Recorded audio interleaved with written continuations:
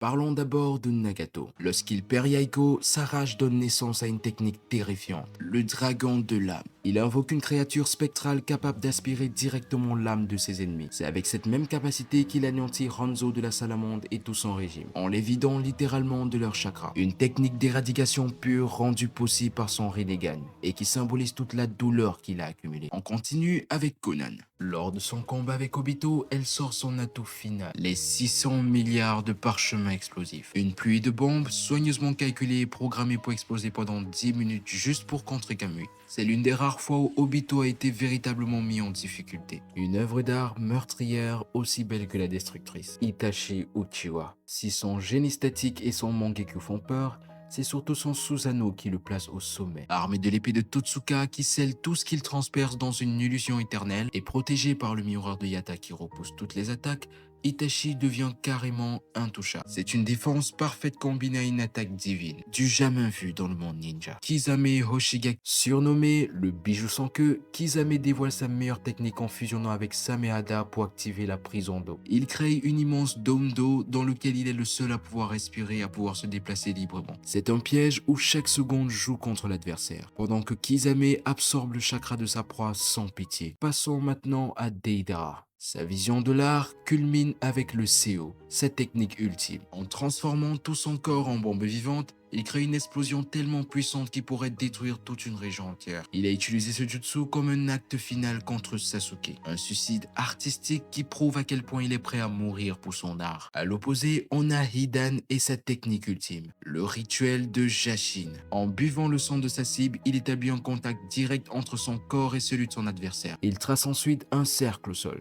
Eh ben, vous savez déjà, chaque blessure qui s'inflige est immédiatement ressentie par sa victime. Une capacité terrifiante qui, couplée avec son immortalité, en fait un bourreau infernal. Et maintenant, parlons de Sasori des Sables Rouges. Lors de son combat contre Sakura et Chiyo, il dévoile sa plus grande création, la performance de ses marionnettes. 100 pantins de guerre manipulés simultanément avec une précision diabolique, chacun capable de tuer. Et au centre de tout ça, le troisième Kazekage transformé lui-même en marionnette humaine. Un chef-d'œuvre de poison, de stratégie et de cruauté. On enchaîne avec Kakuzu, celui qui a survécu contre Hashirama. Grâce à sa technique œil crotte fier, il relie son corps avec des fils noirs, ce qui le permet de voler le cœur de ses ennemis pour prolonger sa propre vie. Il peut avoir jusqu'à 5 cœurs en même temps, chacun maîtrisant une nature élémentaire différente. Résultat, il peut encaisser quasi tout et répliquer avec des jutsu monstrueux. Une machine de guerre vivante. Et que dire d'Orochimaru? Sa plus grande prouesse reste l'Edo Tensei, la technique interdite de réincarnation. Il est capable de ramener les morts à la vie comme Hashirama et le troisième Hokage pour les contrôler comme des pions. Ce jutsu est si puissant qu'il a été utilisé pendant la Grande Guerre pour ramener des légendes entières sur le champ de bataille. C'est littéralement une armée d'immortels à lui tout seul. Zetsu.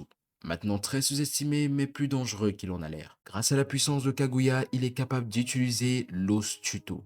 Oui, tu as bien entendu. C'est une technique héréditaire redoutable. En projectant un os modifié à base de chakra, il peut tuer instantanément n'importe quelle cible. Et le pire, c'est qu'il peut le faire en silence, dans l'ombre, sans même être repéré. La mort incarnée version furtif. Enfin, impossible de ne pas terminer avec Obito, ou bien Tobi. Avant même sa transformation en Jinchuriki de Jubi, il possédait déjà l'un des pouvoirs les plus pétés de tout Naruto, le Kamui. Grâce à son Mangekyou Sharingan, il pouvait devenir intangible, se téléporter instantanément dans une dimension parallèle ou envoyer son adversaire dans le néant. Ce jutsu, combiné à son intelligence stratégique, l'a rendu intouchable pendant des années. Même Minato a reconnu que cette capacité surpassait sa propre technique. Et voilà, c'était les techniques ultimes de chaque membre de l'Akatsuki. Chacun, à leur manière, incarne un danger absolu. Une force unique et souvent destructrice. Alors, dis-moi en commentaire quelle technique t'a le plus choqué. Et si tu as kiffé, n'oublie pas de liker et de t'abonner pour ne rater aucune de nos prochaines vidéos. À très bientôt.